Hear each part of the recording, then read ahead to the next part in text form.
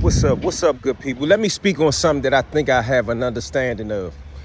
A lot of news coverage people, networks, social media, YouTubers and all, I see they covering this Trump takeover in Washington, D.C. And that's cool, that's fine. I like for people to cover news all over the world.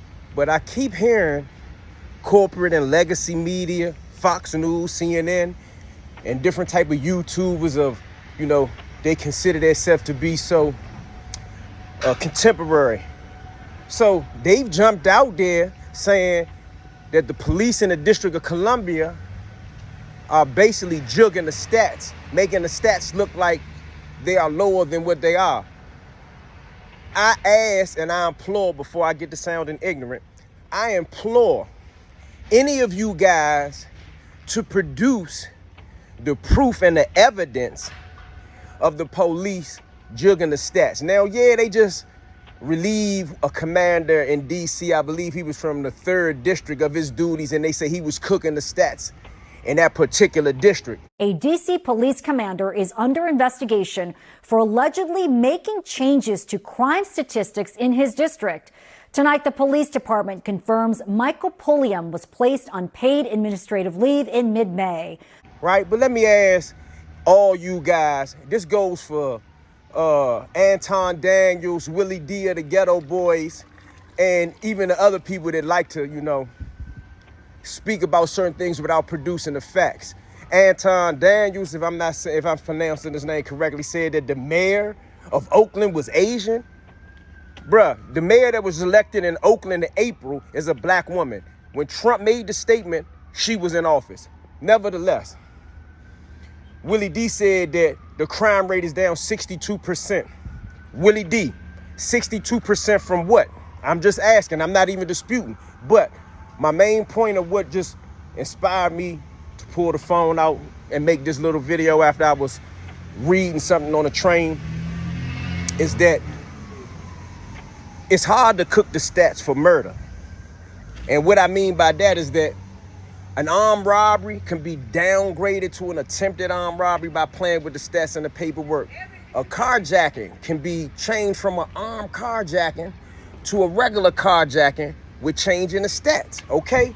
But when people say murder is at a 30-year low in D.C. and across the country, it's really not no whole bunch of stats that you can cook for that. A body is a body, a homicide is a homicide, a 187 is a 187. D.C. rarely crosses the 200 mark in homicides right now today. When I was growing up and I was in the streets and it was murder capital, it was drama city, it was the crack era, bro, almost 500 bodies dropped a year. It ain't no cooking that stat right there. Murder is down in D.C., murder is down in Baltimore. A D.C. police commander is under investigation for allegedly making changes to crime statistics in his district. Tonight, the police department confirms Michael Pulliam was placed on paid administrative leave in mid-May, a move that came just a week after Pulliam filed an equal opportunity complaint against an assistant chief. And the police union accused the department of deliberately falsifying crime data. News 4's Paul Wagner has the story tonight. Well, hi there. The D.C. Police Union is putting its allegations on the record tonight, claiming police supervisors in the department are manipulating crime data to make it appear violent crime has fallen considerably when compared to last year. As of today, according to the D.C. Police website, crime is down 25%, a decrease the chairman of the police union calls preposterous. The union's allegations come as the former commander of the 3rd District stands accused of doing what the union says is being done day in and day out. To areas where we know that That's Michael Pulliam standing with the chief of police at a recent news conference. At the time, he was the commander of the 3rd District, which patrols the neighborhoods of Adams Morgan and Columbia Heights. In early May, 5 law enforcement sources familiar with the investigation tell News 4 Pulliam was placed on administrative leave with pay and told he was under investigation for questionable changes to crime data. A move that came just about a week after he filed an EEOC complaint against Executive Assistant Chief of Police Andre Wright, according to 3 law enforcement sources familiar with the complaint. The reasons for that later in this story.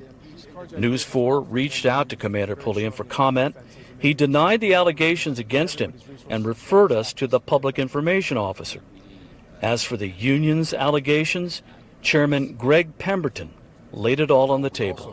When our members respond to the scene of a felony offense where there is a victim reporting that a felony occurred, inevitably there will be a lieutenant or a captain that will show up on that scene and direct those members to take a report for a lesser offense. So instead of taking a report for a shooting or a stabbing or a carjacking, they will order that officer to take a report for a theft or an injured person to the hospital or a felony assault, which is not the same type of classification. Greg Pemberton says the police department's command staff is focusing on two categories in order to get the numbers to fall. They are armed with a dangerous weapon, an injured person to the hospital. When management officials are directing officers to take reports for felony assault, or if they're going back into police databases and changing offenses to felony assault is not a category of crime that's listed on the department's daily crime stats. It's also not something that's a requirement of the FBI's Uniform Crime Reporting Program.